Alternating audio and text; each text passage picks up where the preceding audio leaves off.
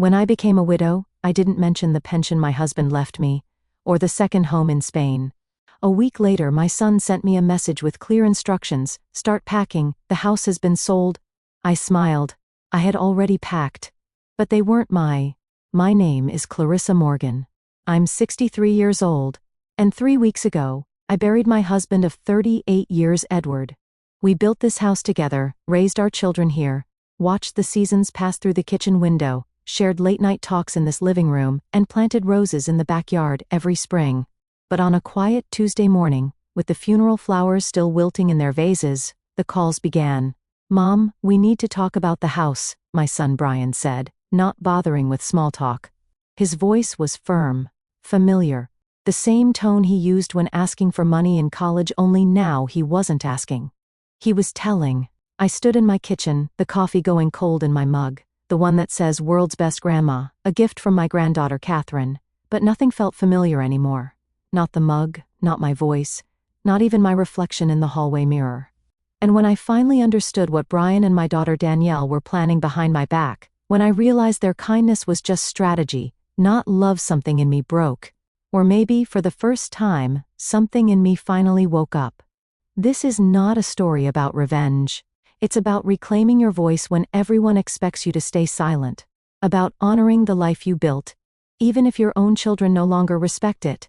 It's about what happened when my children tried to take my home and what I did instead. The next morning, Brian called again. "Mom," he said, "Danielle and I had dinner last night. We talked about your situation. It's not sustainable. That house is too big for you. It's time to think about next steps." I held the phone against my ear and stared out the kitchen window where the herb garden Edward and I once tended had grown wild. I hadn't touched it since the funeral. "There is no mortgage," I said flatly. A long pause. Then that dismissive last, sharp and cutting, the same one his father once used, though Edward had always used it with warmth.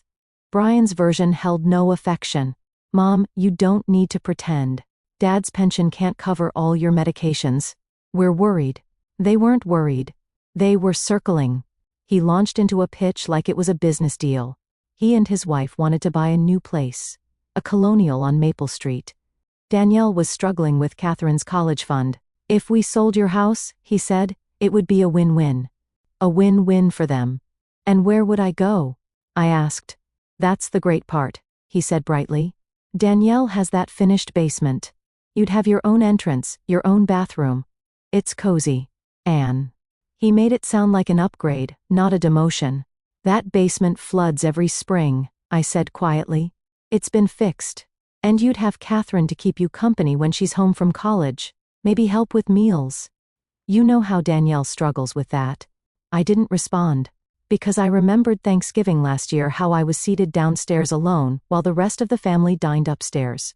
I remembered how Danielle didn't call after the funeral, not once. Brian continued, undeterred. "Lisa's cousin Gregory is a realtor. He has a cash buyer. Quick, close. We could wrap this all up in a month. Start fresh." He said it like he was doing me a favor, like erasing 3 decades of memories and marriage was just another line item on a checklist. "Mom," he said, "we're telling you this because we care." But what he really meant was, "We want your house. And we're not asking." That evening, my phone buzzed with a message from Danielle. "Mom, Brian told me about the house. I know it's hard, but it's for the best. Catherine's so excited to have Grandma living closer. Can't wait to talk details." Details, as if my grief had a project timeline.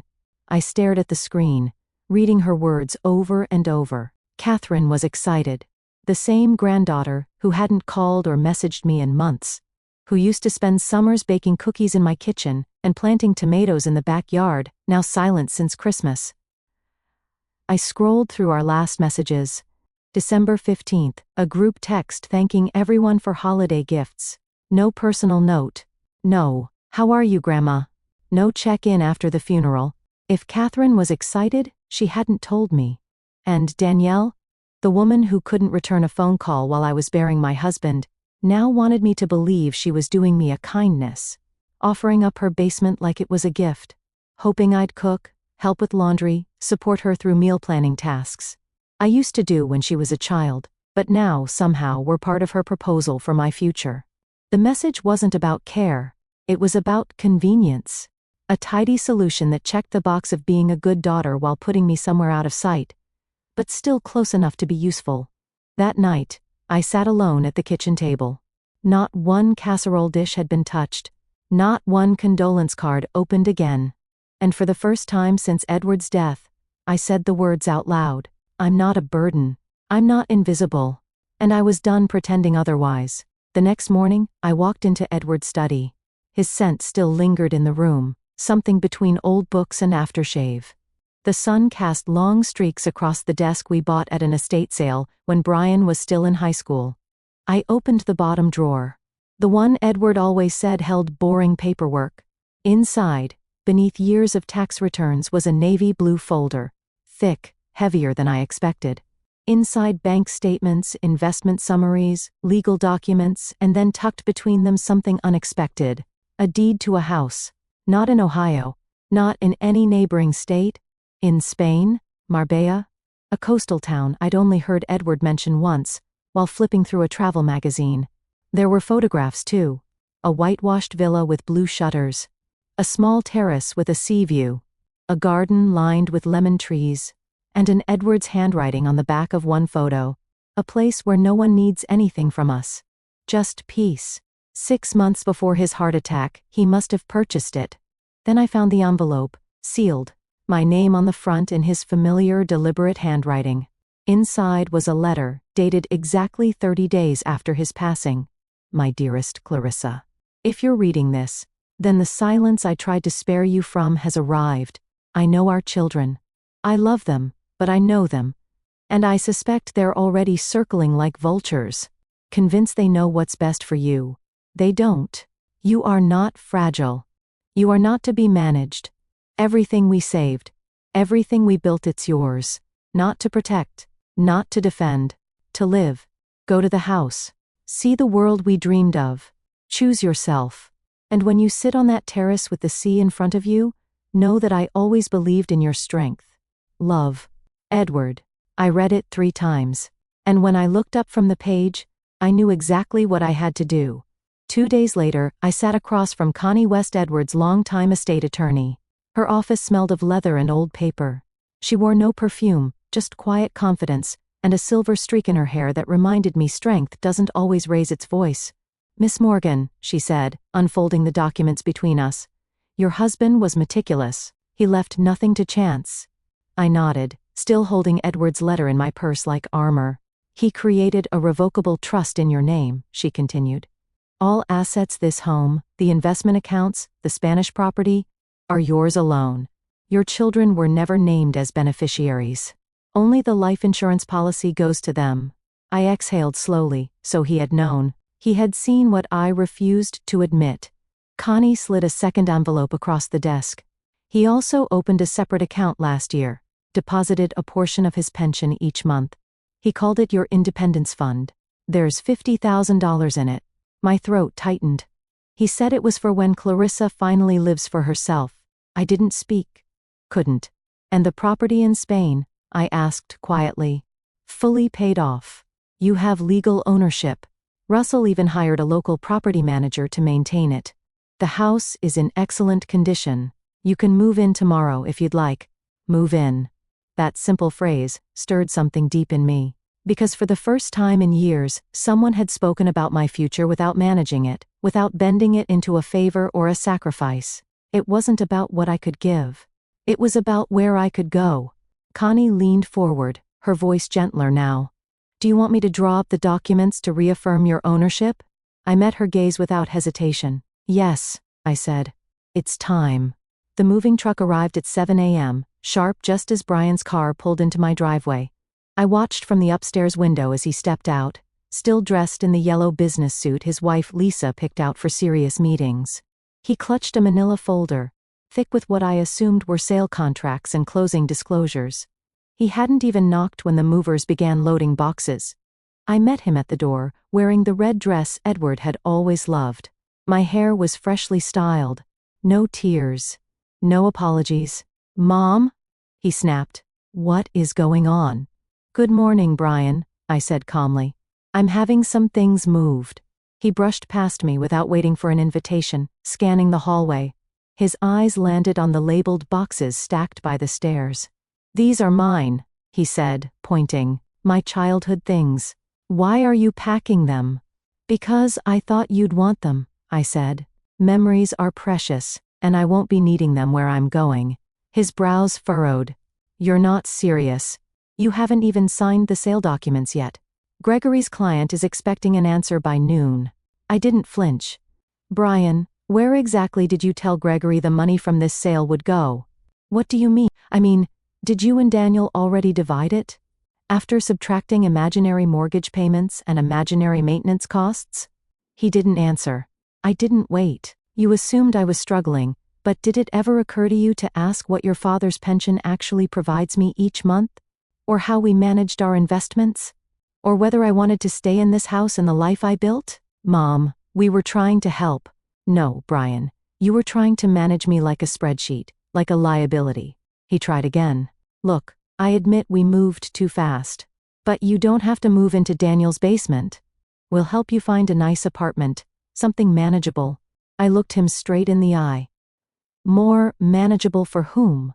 Before he could answer, my phone rang. "Daniel." I hit speaker. "Mom, what is this insanity? There's a moving truck at my house, and men trying to deliver that old piano I haven't touched in years. The one you begged for when you were 8. I said, my voice steady. "I thought you'd want it. You said you wanted to keep the memories." "I don't want the piano," she snapped. "And Brian said, you're not going through with the house sale?" "That's correct." Silence. "But you can't afford." "I can afford more than you ever gave me credit for." Another pause. Her voice cracked. "Mom, what's happening?" "I'm leaving, but not for your basement." And then, calmly, quietly, I added, "I'm leaving because I finally remembered who I was before I became a convenience." 12 hours later, I was on a flight to Madrid. I sat by the window, Edward's favorite spot, and watched the Atlantic shimmer beneath us like a promise waiting to be kept. I didn't sleep. I didn't read.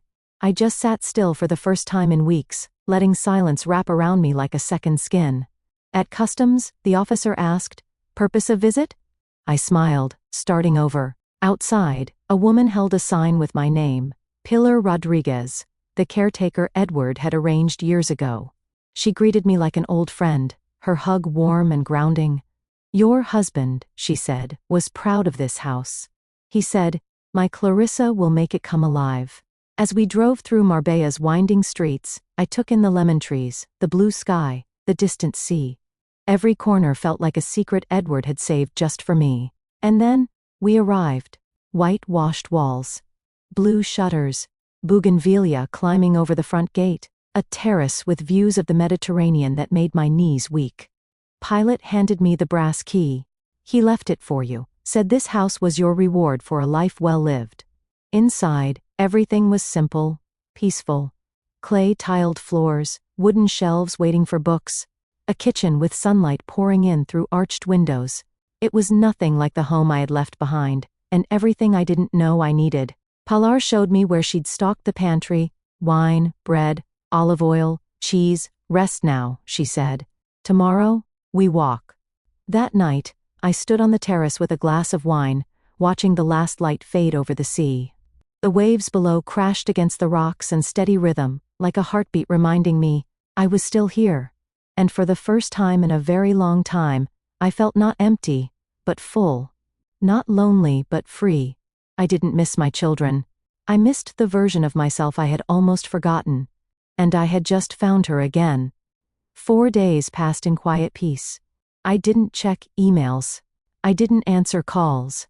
I watered the garden with Pilar, tried my first Spanish lesson, and walked every morning to the local bakery where the owner had already learned my name. Then, just as the sun was setting on the 4th day, my phone buzzed. For the first time since Christmas, Catherine's name appeared on the screen. I hesitated but answered on the 4th ring. "Grandma." Her voice cracked with emotion. "Thank God I've been trying to reach you." There was urgency, but also something else: shame. "I just found out," she continued. "Mom told me you'd been sending money for college. All this time, she never said it was from you." Her voice broke. "Why didn't you tell me?" I leaned against the terrace rail, watching the last bit of golden light disappear behind the hills.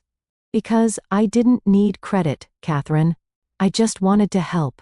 But you shouldn't have had to do it in silence, she said. I'm so sorry. I let them convince me you were fragile, that I shouldn't call too much, that you were grieving, and space was better. But all this time, I wasn't giving space. I was abandoning you.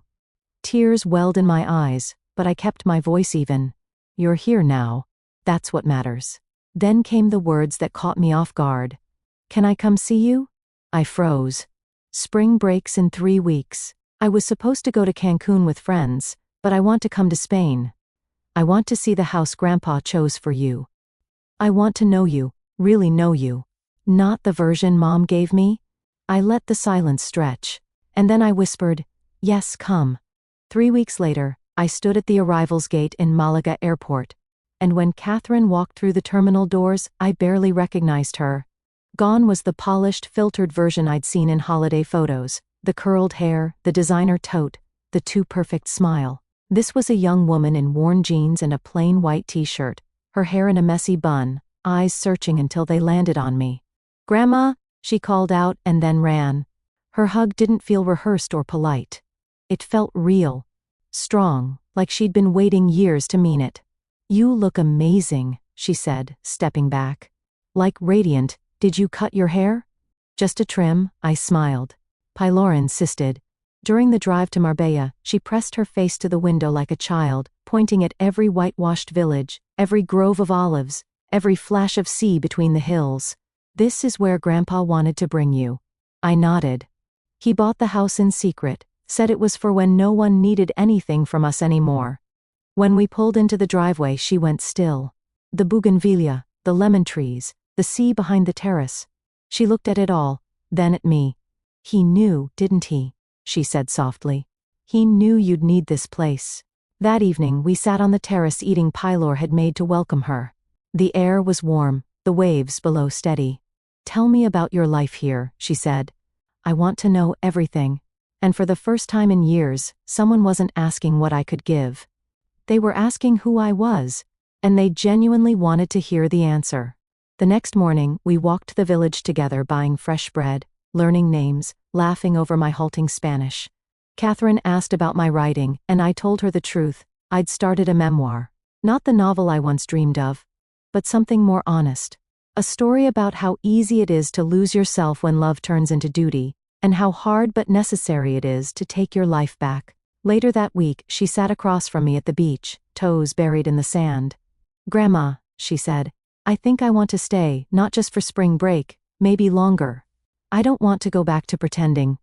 I looked at her, my granddaughter, my friend, my unexpected mirror, and smiled. Then stay, I said, let's figure it out together. Because family is not built on guilt or inheritance or forced obligation. It's built on presence, on honesty, on love that asks for nothing but gives everything. If you've ever felt erased, replaced, or unappreciated by the very people you once put first, please remember this. It is never too late to choose yourself, never too late to begin again, and never too late to be seen.